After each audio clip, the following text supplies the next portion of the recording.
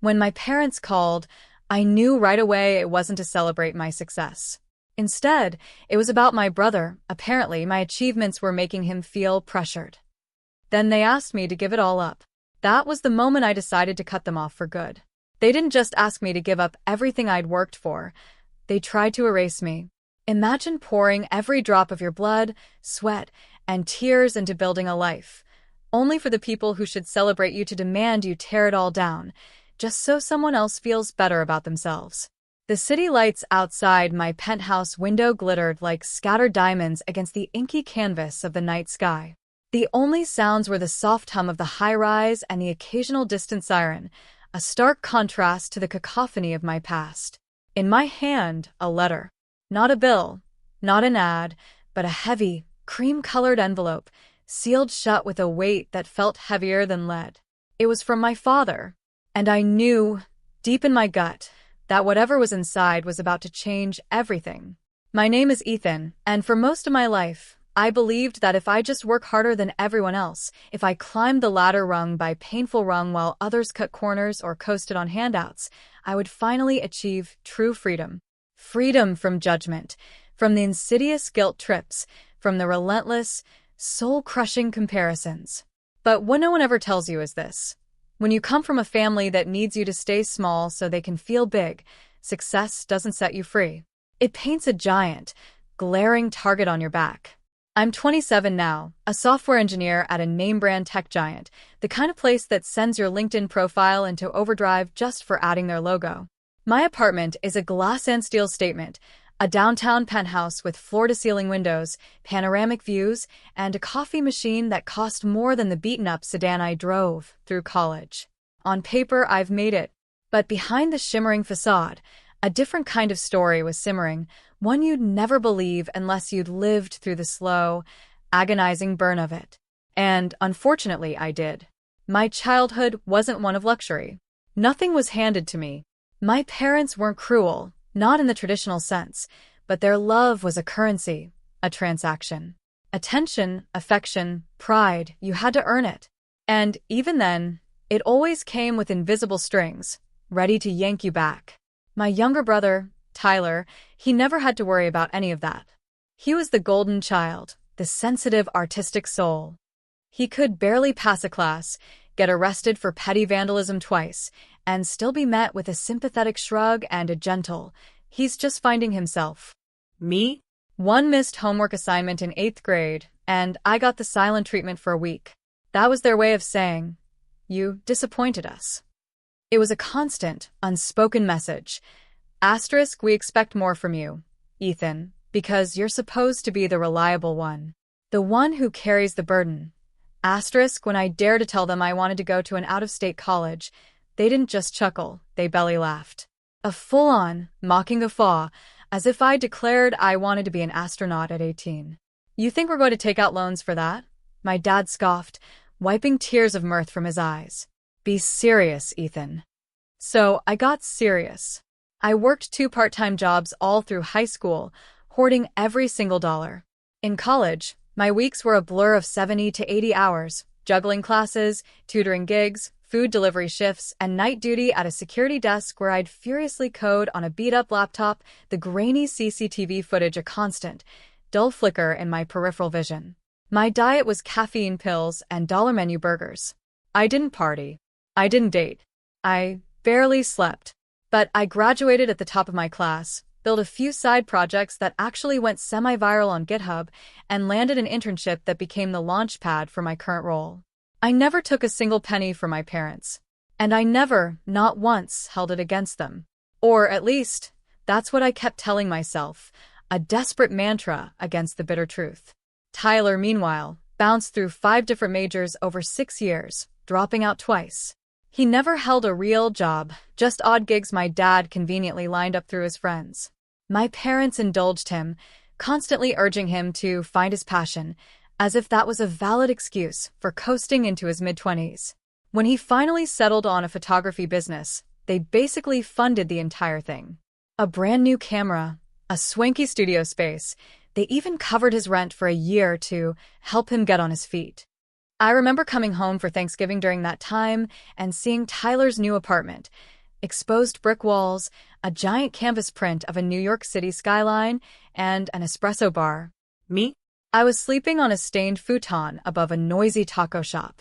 When I made a casual comment about how nice his place was, my mom just smiled thinly. Well, he's pursuing his dream, Ethan. That's hard, too. I didn't argue. I just smiled back at my plate of turkey and went back to grinding. A few months ago, after years of scraping, saving, investing smartly, and catching a few lucky breaks with stock options, I finally made the biggest purchase of my life. A modern penthouse condo, smack in the heart of the city. It was everything I had fantasized about during those broke college nights. Clean lines, panoramic views, impossibly high ceilings, and best of all, complete, utter silence. No one yelling. No guilt-tripping. No constant noise from upstairs neighbors. Just me, my work, and the gentle whir of the espresso machine humming in the background. It was my sanctuary.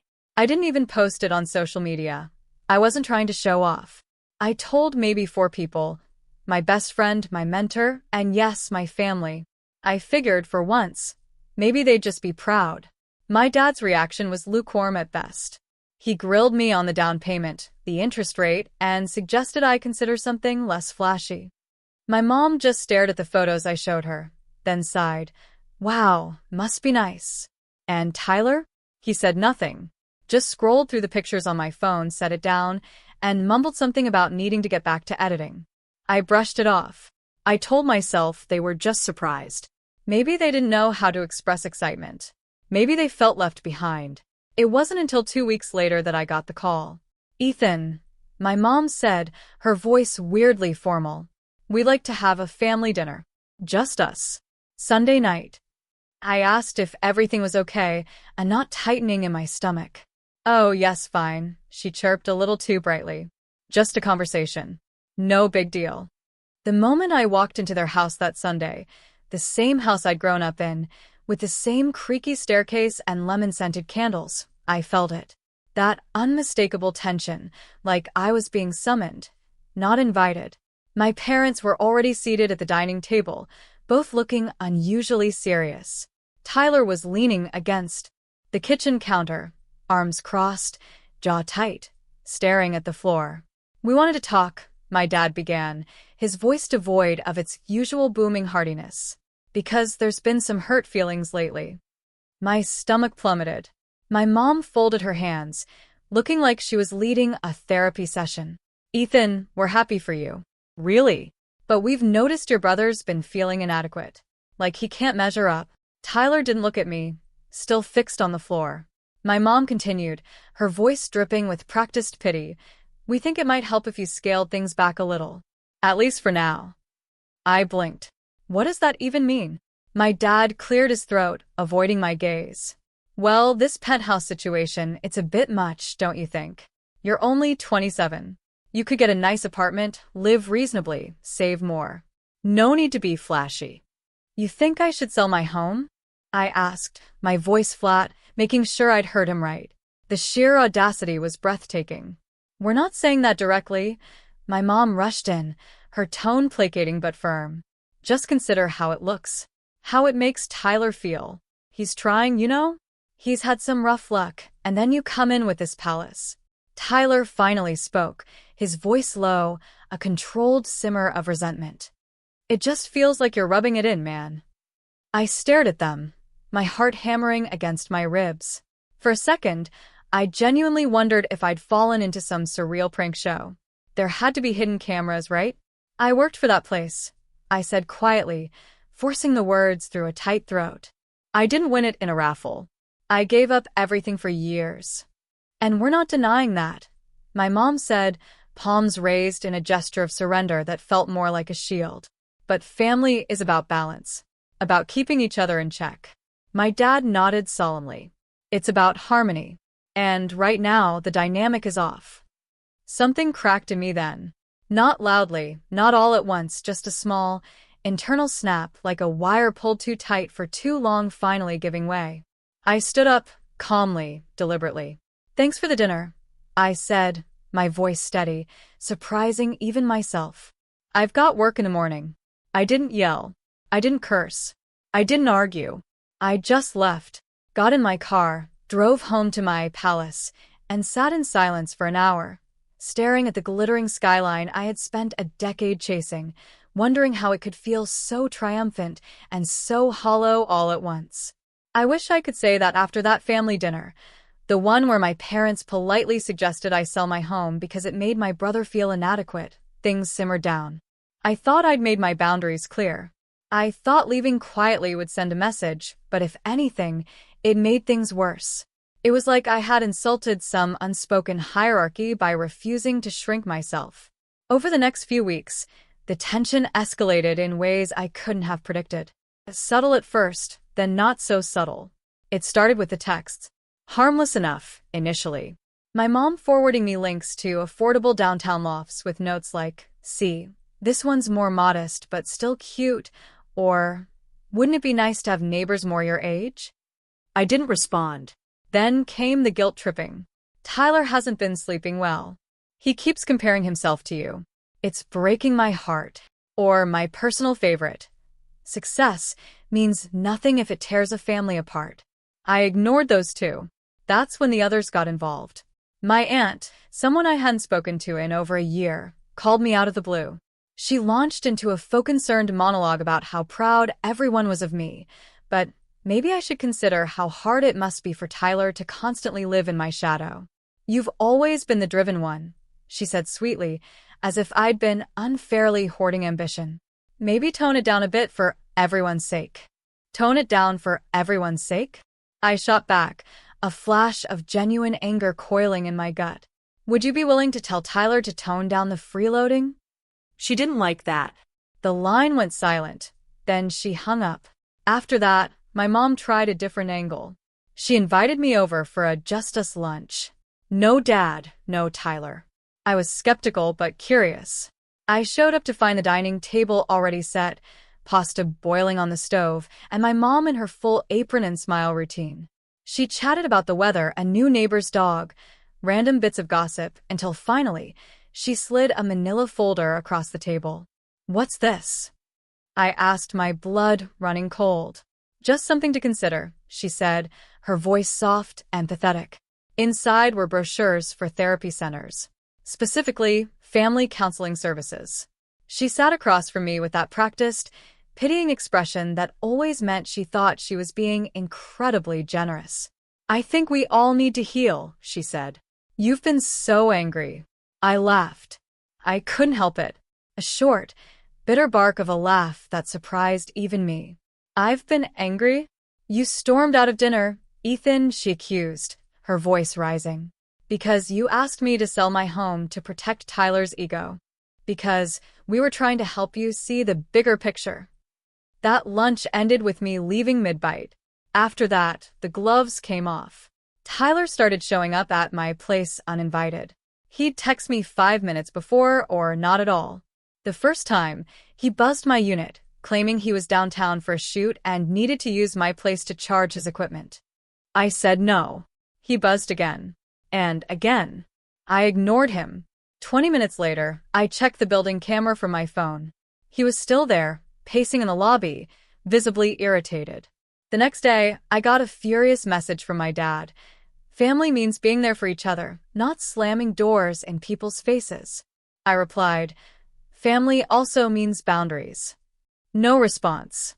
A week later, Tyler came by again, this time with coffee and donuts, like it was some casual drop-in. I met him in the lobby before he could even come up. "Thought I'd bring breakfast," he said, holding up the bag, a smirk playing on his lips. "I'm working," I said flatly. "You're always working," he retorted, his eyes holding a familiar contempt. "Because that's how I got here," I replied, holding his gaze. He stared at me for another beat, then dropped the bag on the front desk, turned, and walked off without another word. I didn't eat the donuts. I didn't hear from him for a while after that. Just radio silence from the whole family. I'd be lying if I said it didn't mess with me. I tried to focus on work, long hours, side projects, leading teams, but the quiet got loud sometimes. That insidious little voice whispering, Asterisk, maybe you really are the problem. Maybe you could have handled it differently. Asterisk, then came the betrayal. It happened on a Saturday morning. I was still in bed, scrolling emails, when I got a ping from my building manager. Hi Ethan, just a quick note. Your brother dropped off the photography prints for the lobby exhibit. We'll be installing them later today. I stared at the message, completely confused. My building often rotated local artwork in the lobby, photos, sculptures, paintings. I'd even recommended a few friends from art school days, but I hadn't submitted anyone recently, and I definitely hadn't signed Tyler up. I replied, Sorry, what prints? My brother? The manager responded, Yes, Tyler. He said you cleared it, said you wanted to support his work, and thought the lobby would be perfect. He had access to the elevator already. Seemed legit. I jumped out of bed, threw on sweats, and bolted downstairs.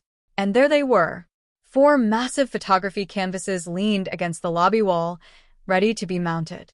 Stylized black and white portraits, moody, dramatic, very on-brand for Tyler.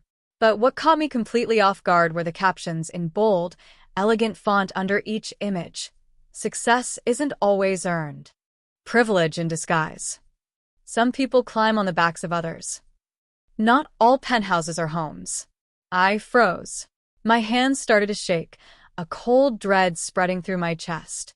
A few residents were milling around, glancing at the prints, murmuring things I couldn't quite hear. One of them, an older woman from the 14th floor, actually smiled at me. These are powerful, she said. Very raw.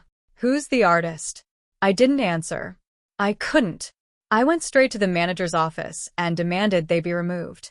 He looked bewildered, but complied. Tyler didn't respond to my calls. Not that day, not the next. Finally, I drove out to my parents' house, knocked on the door, my heart pounding with a mix of fury and disbelief. My mom opened it like she'd been expecting me. We didn't mean to upset you, she said, before I could even speak. You knew, I stated. Not a question. She didn't answer. I pushed past her into the living room, where Tyler was sitting on the couch, feet up, scrolling on his phone, completely unfazed. You forged my name, I said, my voice barely a whisper, trembling with barely contained rage. You accessed my building under false pretenses. It was art, he replied flatly, without looking up. No, it was a hit job. He finally looked up, his face stone cold, devoid of any warmth, any remorse. You've made it clear you don't care about this family. I was just returning the favor. I was speechless. Not because of the words themselves, but the chilling ease with which he said them.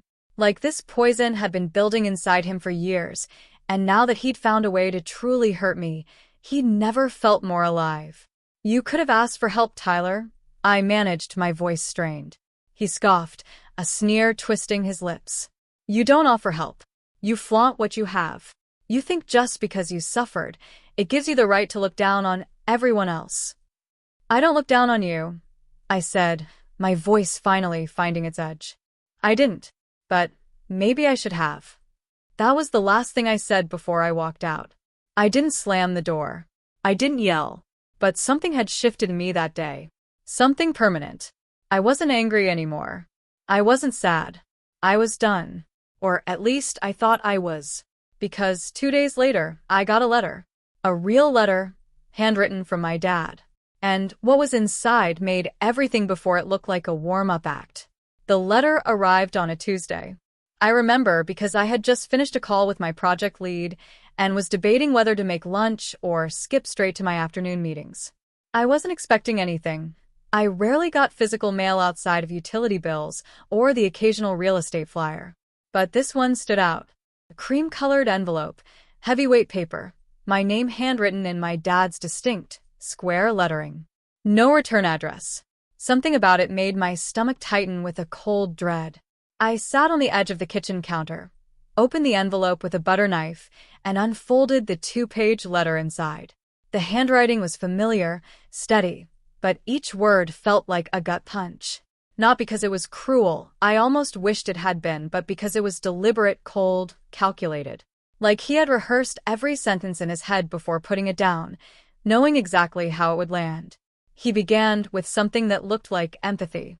Ethan, I've always admired your discipline, your ability to shut out distractions and chase your goals. That's not easy, and I'm proud of you. We both are. For a split second, a foolish flicker of hope ignited in my chest. Asterisk, maybe this is an apology. Maybe they finally get it.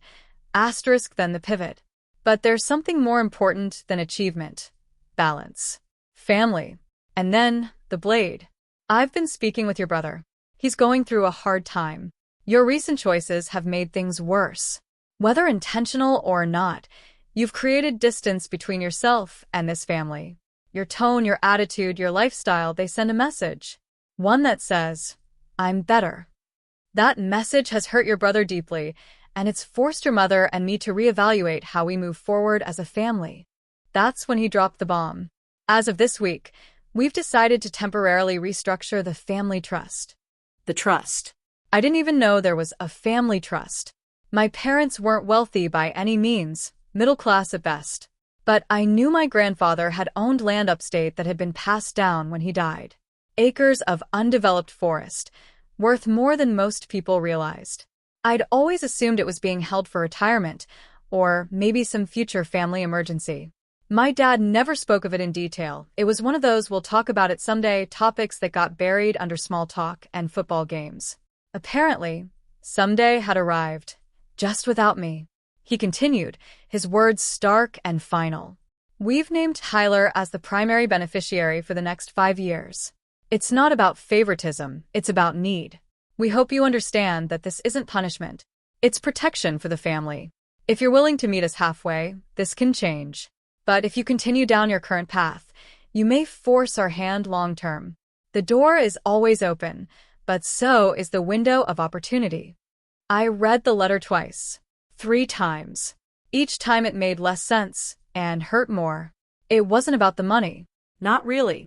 It was about being written out. Symbolically and literally. My entire life, I had tried to play by the rules. Work hard, be responsible, stay humble. I hadn't asked for anything, not once. And now, the one time something was available, something that was rightfully part of my inheritance, I wasn't just passed over. I was threatened.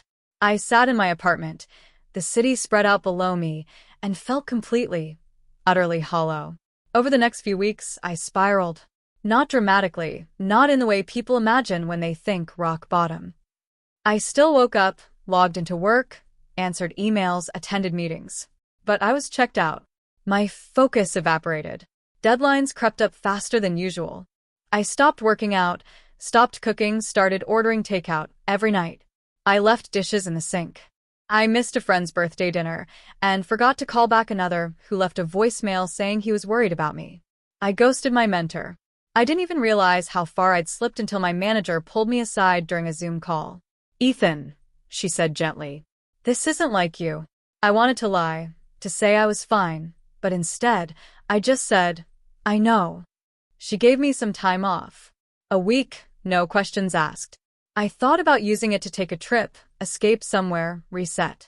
But the truth was I didn't have the energy. So I stayed home, slept in, binge-watched old sci-fi shows, and stared at my phone more than I care to admit. One night, around 2 a.m., I was scrolling through an old photo album on my phone. Pictures from college, mostly grainy shots of my first apartment, screenshots of early code projects, selfies with friends I barely spoke to now. And then, I found a video I didn't remember taking.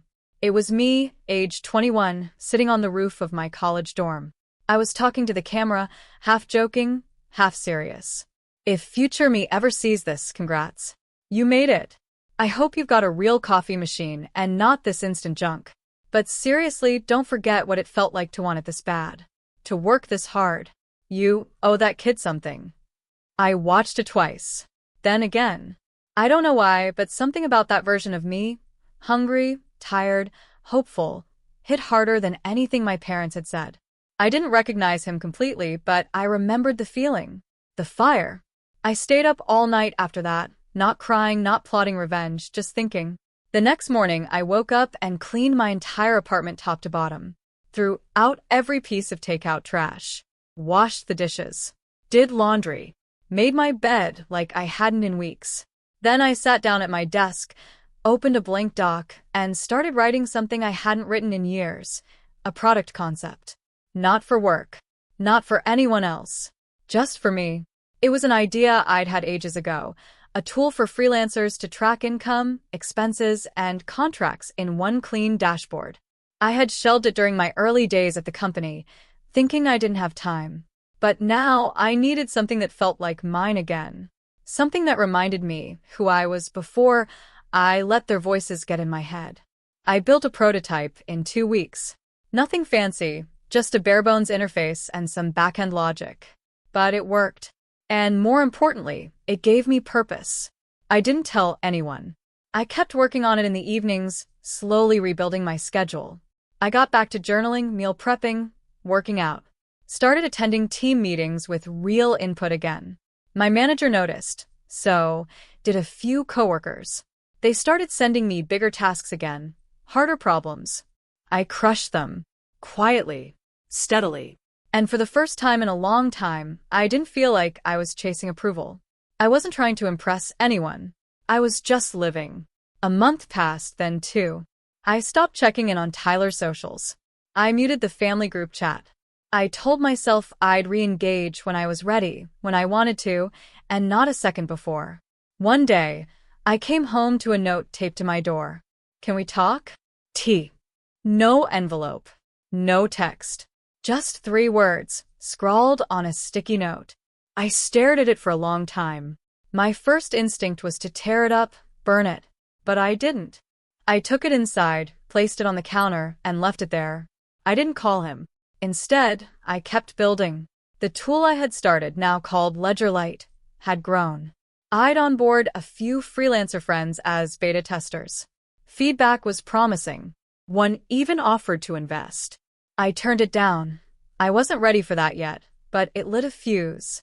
I started planning a soft launch, bought a domain, hired a designer to clean up the UI, built a waitlist landing page.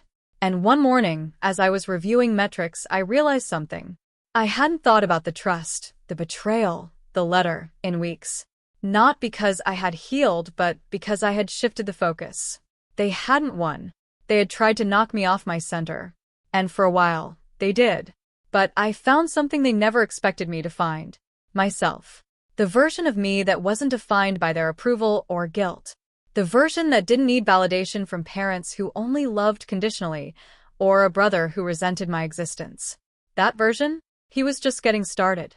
But then, just when I thought I had finally built enough distance, something happened that pulled me back into the fire. A voicemail from my mom. Tearful, breathy, rambling. I didn't know they were going to do this, Ethan, I swear. Please call me. It's gone too far. Your brother, your father. I can't fix this alone. That's when I knew something had changed. Something big. And this time, I wasn't going to walk away. I was going to respond, but on my terms. I didn't call her back right away. That might sound cruel, especially after a voicemail that emotional. But you have to understand, my mother was a master of tone. She knew exactly when to use warmth and when to play the victim. I grew up watching her wield it like a scalpel. Soft voice, quivering breath, dramatic pauses. Always stopping just short of actually saying anything direct. Always forcing you to connect the dots, feel the guilt, fill in the blanks. She never left messages like that.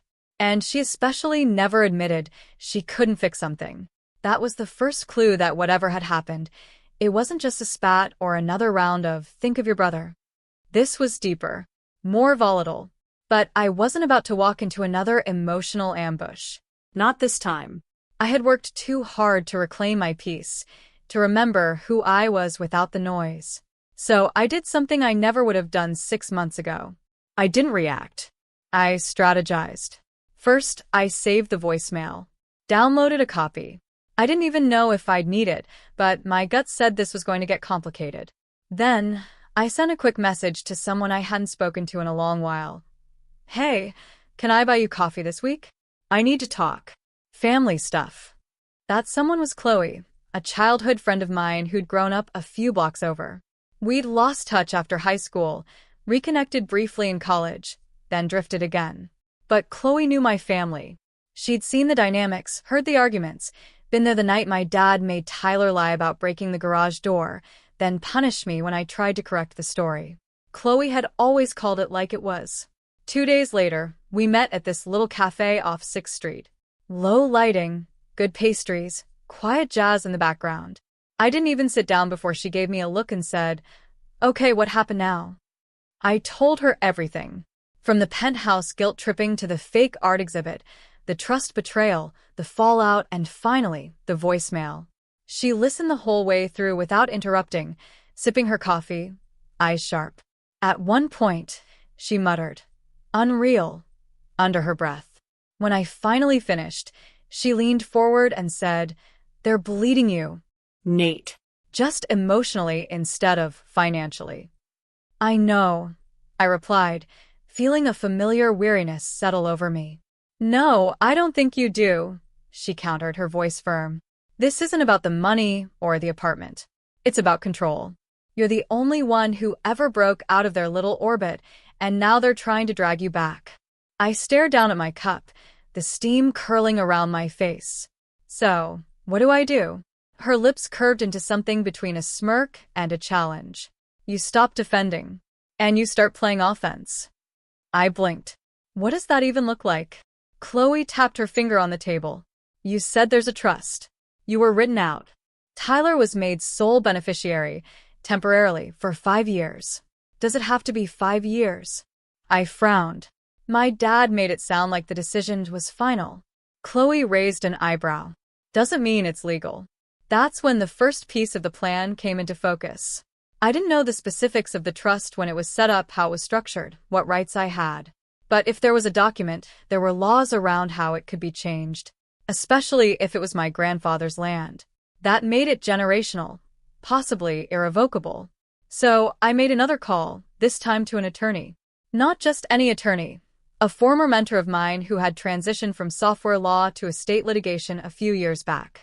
I didn't have to tell him much, just enough for him to agree to review any documents I could get my hands on. "You're not filing anything yet," he warned. "We're just gathering information. Be smart." Smart. That meant not storming into my parents' house demanding answers. It meant baiting them gently. So, I sent a message to my dad. Short, calm, almost passive. "Hey, got Mom's voicemail. Hope everything's okay. Want to catch up this weekend? Maybe clear the air." He replied in under 5 minutes. "Glad to hear from you. Sunday, afternoon work." Perfect. It felt too easy, which only made me more cautious. When I arrived that Sunday, my mom looked pale, nervous. She opened the door and pulled me into a hug before I could stop her. "Thank you for coming," she whispered, her voice tight.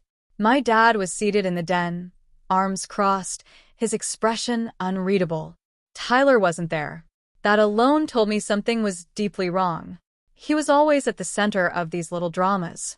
We made small talk. Tea. Snacks. The weather. Then I asked casually, "So, what's going on?" They exchanged a glance. My dad cleared his throat.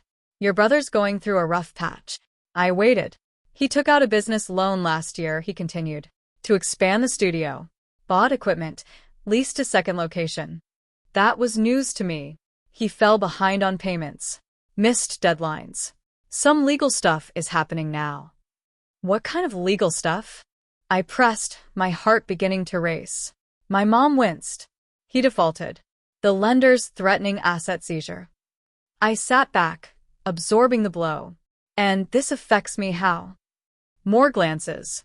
My dad finally said it, his voice barely a murmur. "He used part of the trust as collateral." My stomach dropped. I blinked. "He what?" My mom stepped in quickly. "It wasn't the main land parcel, Ethan. Just a sliver. A few acres.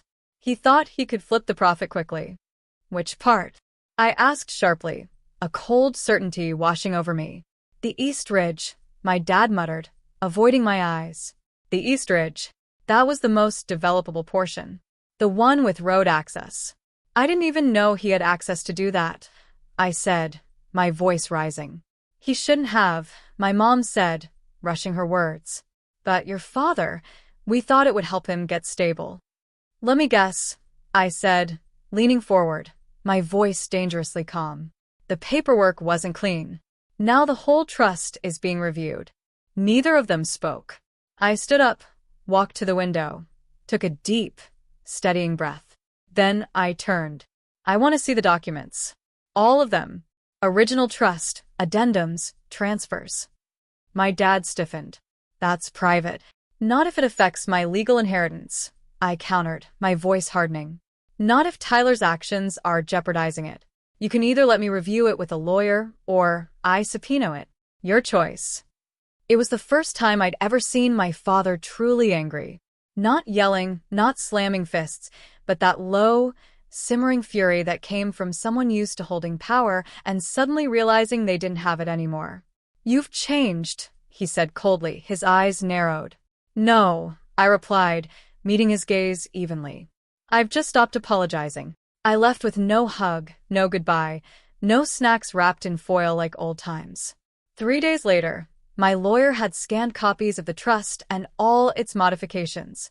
And sure enough, my name had been quietly removed through a document that, according to him, wouldn't hold up under scrutiny. The trust had been set up by my grandfather with a specific clause. No alterations could be made unless all named beneficiaries agreed in writing. I never signed anything. My signature was nowhere to be found, which meant the 5-year restructure was not only illegitimate, it was grounds for a full reversal, possibly even legal action. Chloe was the first person I told. We met again at the cafe, and when I laid out the facts, her grin grew with every detail. So what now? She asked, her eyes sparkling. I exhaled slowly. Now, I said, a new kind of resolve settling deep in my bones. We stopped playing defense. I gave them one more chance, not out of mercy, but out of strategy. After reviewing the documents, my lawyer and I crafted a simple, polite letter addressed to both of my parents. It outlined, without emotion or judgment, the legal inconsistencies in the amended trust. It cited the original clause from my grandfather that prevented unilateral changes. It highlighted the absence of my signature. It closed with a clear, non-confrontational request. We respectfully ask for the immediate reversal of the unauthorized modifications, including the removal of Ethan Carter as a beneficiary. If not resolved by a date 2 weeks out, we will proceed through the appropriate legal channels. I didn't hear anything for 13 days. No texts, no calls, no knocks on my door. Just silence. The kind that settles in right before a storm. On the 14th day, I received an email. It was from my dad. No greeting, no apology, just a PDF attached. The subject line read, Trust. The document confirmed the trust had been amended and restored to its original form. Tyler's authority had been revoked. I was reinstated. The email concluded with, Consider this matter closed. I showed the email to my lawyer. He smiled. It's done. You win. But that wasn't a revenge. That was just the warning shot. Because here's the thing, they thought the issue was over because the paperwork was fixed. What they didn't realize was how much damage they'd already done. Not to my finances, but to my name, my trust, my reputation. Remember the photography exhibit Tyler tried to install in my building lobby? The one where he snuck into my building and displayed slanderous captions like privilege in disguise and not all penthouses are homes. Yeah, I hadn't forgotten either. And now that the legal threat had passed, I had the bandwidth and the motivation to make sure Tyler learned a lesson of his own. I started small. A DM to a gallery manager I knew through a mutual friend, someone Tyler had been trying to woo for months. I sent her the lobby photos Tyler had tried to install in my building, along with a short message. Thought you should see the kind of work he tries to push without consent. She replied 2 hours later. Thanks. That crosses a line. We won't be moving forward with him. Then I moved to his lease. Remember the second studio space he leased for expansion? Through some online research and a LinkedIn post he'd made months earlier, I figured out the building. I didn't contact the landlord directly. I didn't need to. I contacted a friend who worked for a commercial real estate firm in the area.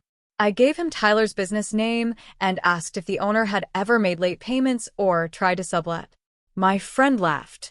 Yeah, that guy's a mess. Hasn't paid for 2 months. Wants to renegotiate the lease, but won't return paperwork. I didn't say anything incriminating. I didn't push. But the conversation made its way back to the landlord. 2 weeks later, Tyler lost the space. Strike two. Finally, I went after his real currency, his image. Tyler had built a modest social media following as a visionary creative.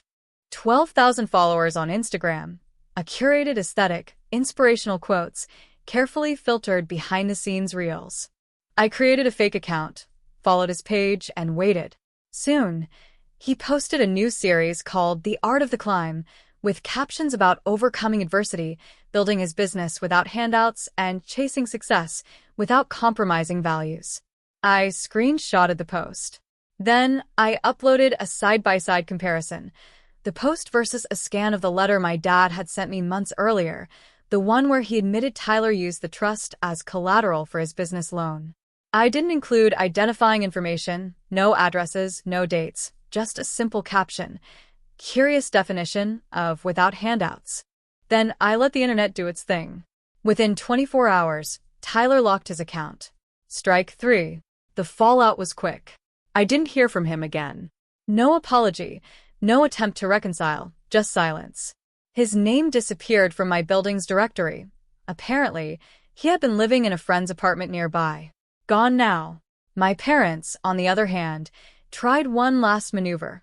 An invitation to dinner at their house. To talk. I considered ignoring it, but I needed closure. So I went. It was just the two of them. Tyler wasn't there. The dining room was pristine, napkins folded, china I hadn't seen since Christmas 5 years ago. My mom served roast beef. My dad poured wine. For a moment, it almost felt normal. Until my mom set down her fork and said, "We just want to move forward." I nodded. "So do I." My dad cleared his throat, his gaze heavy.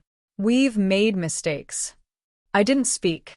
"We let things spiral," he continued, his voice a low rumble. "We thought we were helping Tyler, but we see now how that hurt you." I finally met his eyes. "Do you?" He hesitated, a rare moment of vulnerability flickering in his expression. "We're trying." I leaned back in my chair, a calm resolve settling over me. "Good. Because here's how we move forward." They both straightened, tense. "I'm not asking for an apology. I'm not asking for affection. I'm not even asking for a relationship." My mom's eyes welled up, a familiar tactic. "Ethan," she began, her voice quivering. I held up a hand, stopping her mid-sentence. "I've rebuilt everything you tried to strip away. I've cleaned up the mess Tyler left behind. And I've done it without rage, without dragging your names through the mud, because I still have more respect for this family than you ever had for me." They sat frozen, stunned into silence. I stood. "I'll see you on holidays, maybe. But I'm done playing the scapegoat. I'm done being the emotional punching bag. From now on, you get access to me based on how you treat me, not because of blood." My mom wiped her eyes, a single tear tracing a path down her cheek. My dad just stared at his plate, defeated. I walked out. No hug. No wave. No, thank you for coming. Just the sound of the door clicking shut behind me. Quiet. Clean. Final. That was 6 months ago. Since then, my life has been simple. Work is steady. Ledger Light launched and had 3,000 signups in the first month. I hired a small team. Quiet growth. No flash. Just results. The penthouse is still mine. I upgraded the coffee machine naturally. My parents haven't called. Tyler's social media remains inactive. Word is he moved out of state. Sometimes, people ask me if I regret any of it. If it was too much. If I wish I had just let it go. But here's the truth. I didn't burn the bridge. They did. I just made sure they couldn't rebuild it with stolen materials. What would you have done in my position? Would you have walked away sooner? Or fought back like I did? Let me know in the comments below.